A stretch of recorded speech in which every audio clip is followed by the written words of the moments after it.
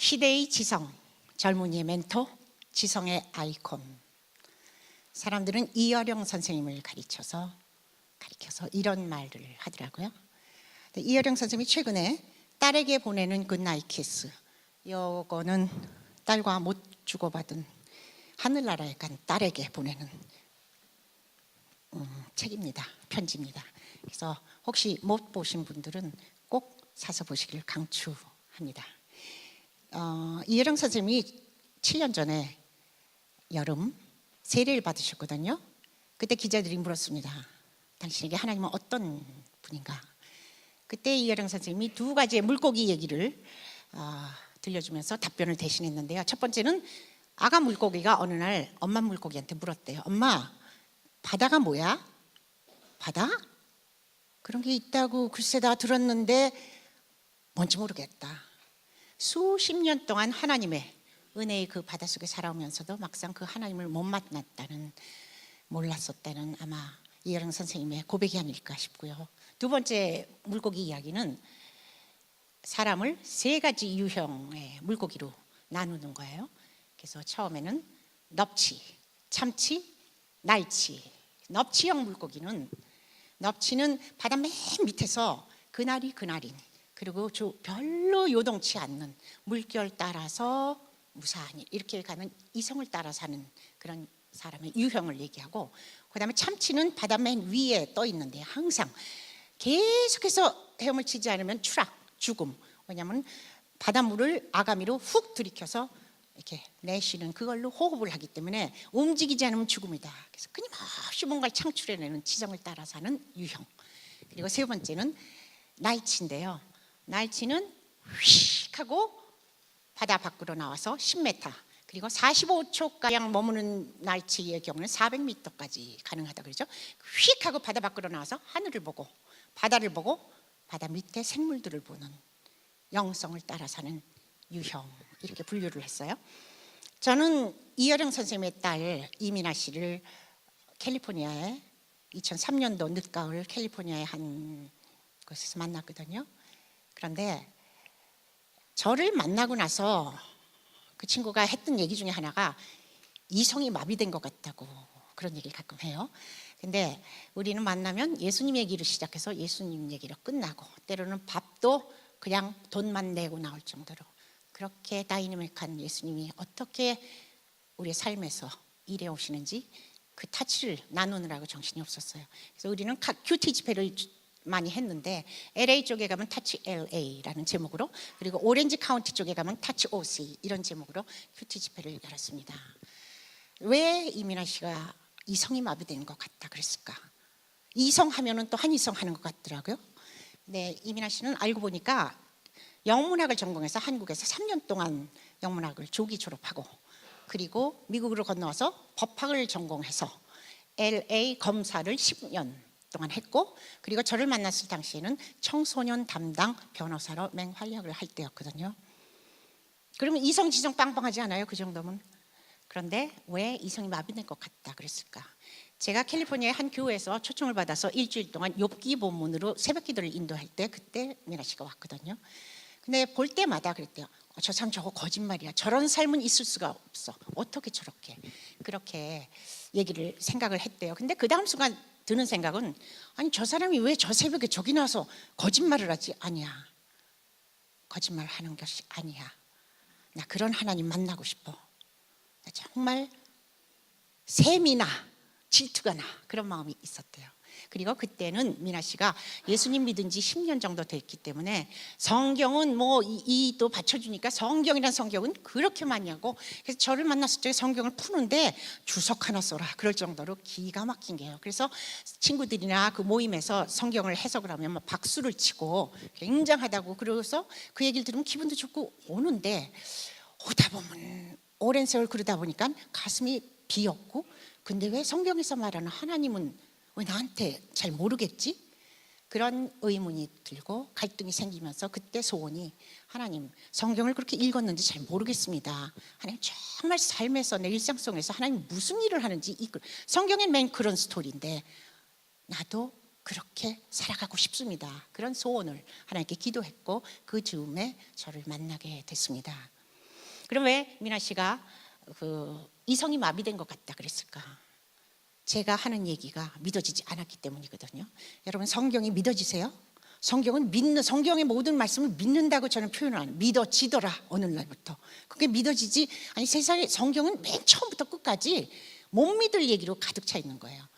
무슨 100세의 아들을 낳아요? 바닷물이 쫙 갈라져 갖고 사람들이 지나가요? 그 많은 사람들이? 뭐 결혼도 안 했는데 아기가 생겨요? 시체한테 일어나라 그러니까 벌떡 일어나, 풀어놓아 다니게 하라 그러니까 뭐 또 돌아다녀요? 믿지 못할 이야기, 도저히 우리의 이성과 지성으로는 납득이 안 되는 이야기로 가득 차 있어요. 저는 오늘 여러분과 그 중에서 엘리야에 관한 이야기 3개를 나누고 싶습니다. 엘리야는 북이스라엘의 아합 왕의 시대 때 하나님의 메시지를 전했던 하나님의 사람이죠. 근데 아합 왕은 어떤 사람이냐면 하나님이 가장 싫어하는 왕 중에 하나. 뭐냐면 우상 숭배를 직수입해서, 바알을 직수입해서 퍼뜨리고 아세라 목상 그걸 섬기는 그런 수하의 그런 담당, 그러니까 우리로 말하면은 목회자가 될지 모르죠. 우상 담당 목사, 우상 담당 제사장들 850명을 수하에 쥐락펴락하는 그런 사람이었거든요. 그러니까 하나님이 이뻐하실 수가 없죠. 하나님은 어느 날 분노하셨습니다. 두고두고보다 엘리야에게 말씀하시죠. 그 내용이 열왕기상 17장 1절에서 7절까지인데요. 함께 자막에도 나오고 주보에도 나오니까 읽어주실까요? 시작. 길앗 땅 디셉 사람인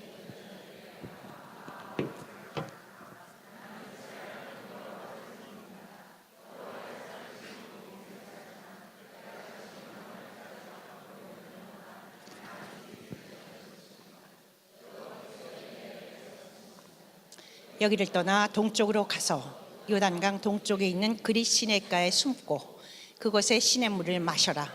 내가 까마귀를 시켜 내게 먹을 것을 가져다 주겠다.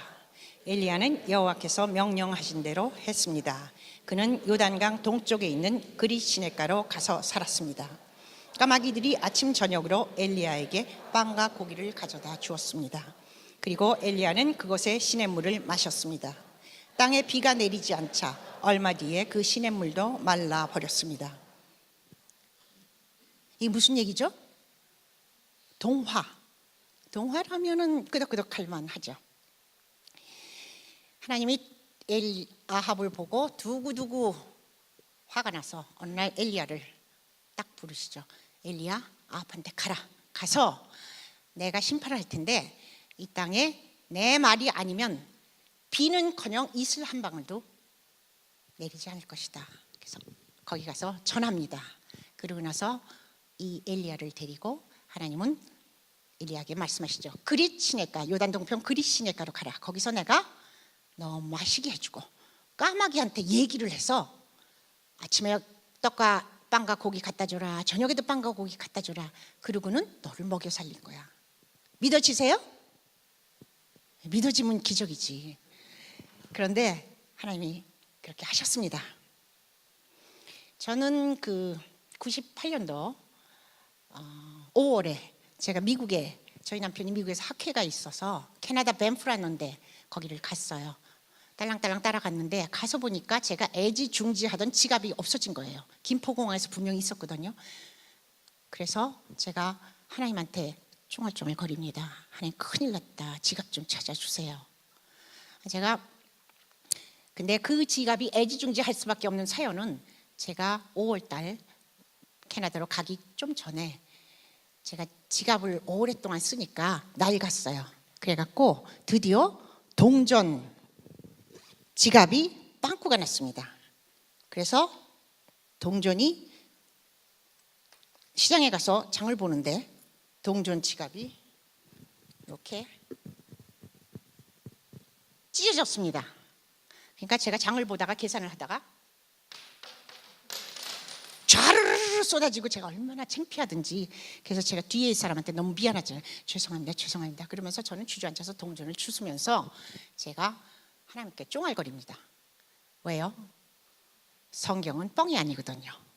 내가 너의 앉고 일어섬을 알고 내가 무슨 생각을 하는지, 내가 어디서 무슨 일을 하고 있는지, 그래 멀리서도 네가 무슨 생각을 하는지, 가는 길, 그리고 네가 누워있을 때도 내가 다 안다.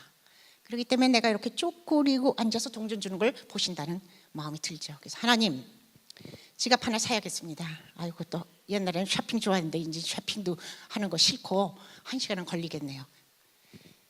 그렇게 얘기를 했는데 하나님이 들으셨을까요? 그날이 토요일이었습니다. 그리고 일요일 날 교회 갔겠죠? 거기에 어떤 예쁜, 눈이 맑은 예쁜 사람이, 엄마가 저한테 쇼핑백 조그만 걸 하나 줘요. 그래서 열어보니까 거기에 아직 아니야, 이혜인 수녀의 시집 한 권, 그리고 큐티노트 한 권, 그리고 지갑이 들어있었습니다. 파란색, 지금도 있나 몰라요. 카파치라는 브랜드가 있나 봐요. 카파치. 무슨 브랜드고 상관이 없어요. 저는 그걸 뺨에다 부비고 울고 감동을 먹었잖아요. 이 지갑 자체의 감동이 아니에요. 그런데 하나님이 나를, 성경이 뻥이 아닌 걸 증명하니까, 그리고 내가 토요일 날 그 말을, 그런 사건이 벌어졌는데 이미 전지전능하다는 분을 저는 그렇게 경험을 하거든요. 그 다음날 일요일 날 어떻게 얘가 여기서 동전 줍고 있을 걸 분명히 아니까 그렇게 준비를 해놨죠. 그 지갑이 없어진 거예요.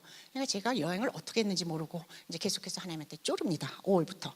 그리고 집으로 와서 6월 지나고 7월 지나고 7월 10일이 됐거든요.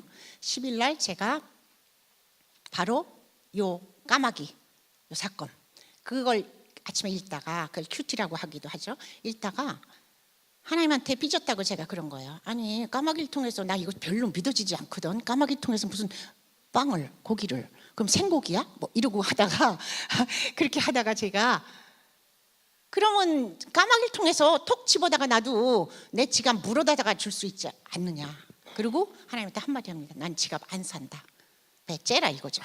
그래서는 제가 나오려고, 아침에 약속 시간이 돼서 나오려고 그러는데 한 통의 전화가 왔습니다. 김포공항 델타 에어라인입니다.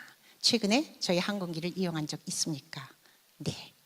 지금 같으면 탁 이름 치면 쫙 컴퓨터가 돼 있잖아요. 그때는 20년 전 가까이 전이니까 그런 시스템이 안 돼 있으니까 조회하고 해서 드디어 한국에 얘기를 해서 이렇게 저한테 온 거예요.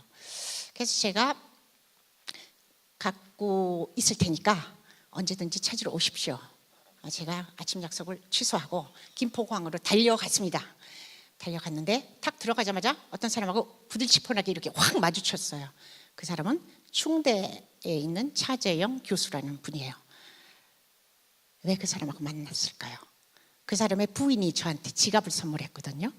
그래서 제가 그 지갑 찾으러 왔다 그러면서 막 또 속사포로 얘기를 하니까 그분은 저를 꿰고 있거든요. 제가 밤낮 이러고 사는 줄. 그래갖고 얼른 가보시라고, 자기는 샌프란시스코 출장 가는 길이라 그러고 막 웃고 헤어졌어요. 그리고 지갑을 찾았습니다. 근데 그 지갑 안에는 500불이 있었거든요. 근데 항공법상 캐시를 그냥 거기다 넣지 않는데요. 그래서 저한테 델타 에어라인 지갑이죠.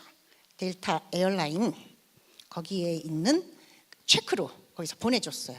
그래서 제가 요거를, 나오기가 싫은가 보네 얘가. 그래서 델타 에어라인 맞죠? 이 안에 체크가 있었고 그 안에 그때는 한일은행밖에 없었거든요. 김포공항에. 그래서 캐시로 환율 1284원 20전, 그리고 저한테 지급된 액수는 63만 8,472원. 그런데 그날이 무슨 날인지 아세요? 저희 결혼 기념일이었습니다. 그러니까 하나님은 정말 할 일이 없으신가 봐. 나만 챙기나 봐. 아니 그냥, 그래서 제가 그때부터 안 거는 기도 응답이 막 안 되잖아요. 그럴 때면 느끼는 거는, 하나님의 타이밍에, 고집스럽게 내가 요 타이밍에 너를 더 기쁘게 해줄 거야. 그런 응답이 있을 수 있고, 또 지갑을 많이 찾아주셔서도 저는 그분을 삐지긴 하지만 부인하지는 않습니다. 엘리야 두 번째 이야기는요, 이제 시냇물이 다 말랐겠죠? 시냇물이 다 마르니까 이제 또 부릅니다. 사르밧이라는 곳으로 가라 엘리야야. 거기서 내가 너 먹거리 또 다 해결하겠다. 사르밧에는, 제가 오늘 시간 너무 길어지는 게 싫어서 열왕기하상 17장 1절부터 7절까지 읽었거든요. 열왕기 돌아가셔서 열왕기상 17장부터 엘리야가 나오는 열왕기하 22장까지 읽으시면은 여러분들이 정말 그리고 그 다이내믹한 엘리야의 이야기가 내 삶에 그대로 또 조금씩 이루어지는 걸 경험하고 싶다고 기도하십시오. 근데 그래서 두 번째 이야기는 사르밧으로 가라 그러니까 가요. 거기에는 홀로 사는 여인이 마지막 남은 통에 밀가루 조금과 그리고 마지막 병에 조금 남은 기름으로 부쳐 먹고 만들어 먹고 마지막 먹거리를 한 다음에 그 다음에는 죽음을 기다릴 수밖에 없는 그 아들과 함께 그런 현장으로 엘리야를 급파하십니다. 그래서 그 가정을 돌보시는 그 하나님, 그러면서 이 기적을 계속해서 경험케 하면서 제 생각에는 엘리야를 담력을, 용기를, 믿음을 그렇게 키워가신 것이 아닐까 그런 생각이 듭니다. 제가 2003년도 저희 꼬맹이하고 학교를 미국에 보내게 되어서 그래서 미국에 건너가게 됐는데, 그때 당시에는 만불, 제 기억에는 만불만 한 개인이 소지하고 나갈 수 있고, 그리고 또 송금이 자유롭지 않았을 때예요. 그러니까 만불 해서 2만불을 찾았어요. 근데 2만불을 찾아야 되겠다고 생각을 하는데 그때부터 돈 걱정이 후덜덜 되는 거예요. 그 큰 돈을 갖고 가서 송금도 자유롭게 안 되는데 거기 아는 사람도 없어서 뭐 이렇게 꿀 데도 없는데 어떡하지? 돈 걱정하면 사람이 얼굴이, 지금은 반짝거리죠? 사람이 얼굴이 다 아시잖아요. 그런데 그날 아침에 큐티를 하니까 말씀을 보니까 시편 147편 9절에서 뭐라 그러냐면, 하나님은 어떤 분이냐? 들짐승과 우는 까마귀 새끼에게 먹을 것을 주시는 하나님이다. 그러니까 제가 그걸 읽으면서 까마귀의 지갑이 떠올랐을까요? 그러니까 지갑도 찾아주신 하나님이 거기 가서 뭐 송금 문제를 자유롭게 하든지 뭐가 하나 보다. 그리고 신난다. 그리고서는 은행 가서 돈을 찾았는데 신난 것도 잠깐 또 후덜덜 거려가고, 얼마나 얼굴이 깜깜했으면 우리 아이가 문을 열어주면서 엄마 무슨 일 있어? 엄마 얼굴이 왜 그래? 그러는 거예요. 그래서 내가 다 여차여차, 그러니까 우리 돈을 정말 아껴 써야겠다 그렇게 얘기를 했어요. 그날이 월요일이었고 어떤 분이 그 전날 일요일날 만년동 교회 제가 섬길 때였거든요. 함께하는 교회 만년동에. 근데 어떤 분이 저한테 미국 간다는 얘기를 들었다, 좀 만나서 점심을 먹자 그러시더라고요. 저는 제 평생 이 땅에 사는 동안 그 부부를 잊지 못할 것 같아요. 그래서 점심을 먹었습니다.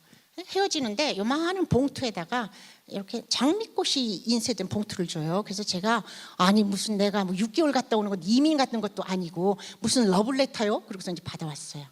펼쳐보니까 거기에 이번엔 맞춰야지. 뭐가 들어있었을까요? 봉투 안에. 응?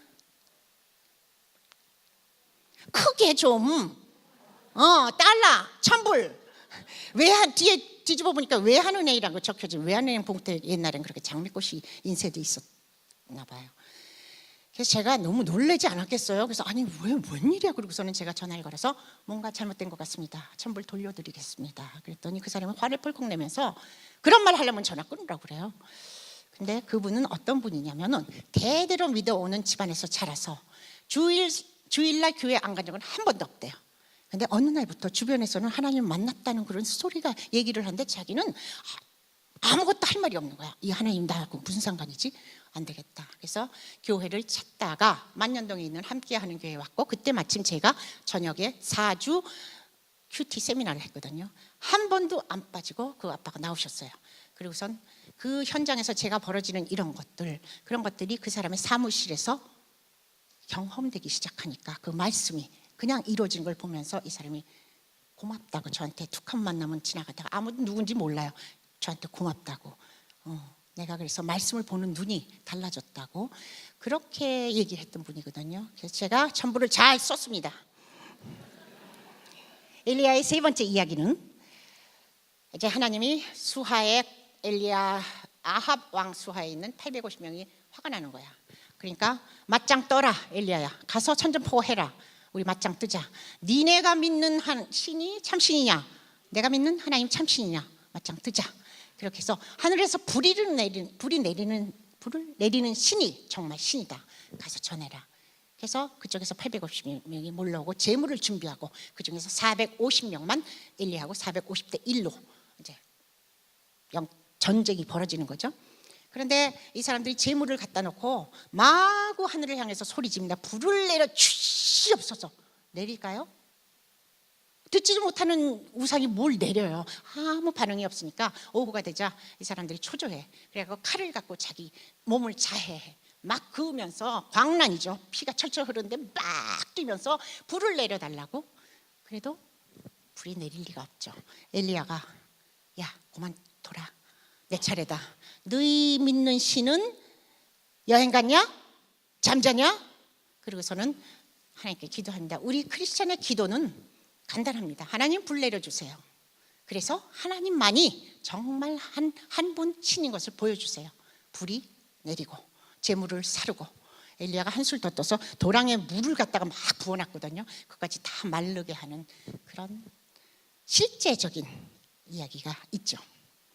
저는 그 엘리야를 그렇게 하루아침에, 사람의 믿음이란 게 하루아침에 짠짠 보고서는 해지지 않는 것 같아요. 왜냐하면 제가 돈 걱정 그렇게 안 한다고 그러다가 한순간에 껌껌해져 갖고 이런 걸 보면서 아직 멀었다, 늘 지금도 그래요.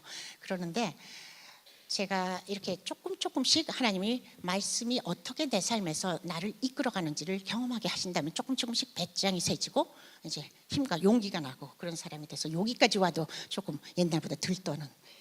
그런데 여기 대전에 오래 사신 분은 아마 기억할 거예요.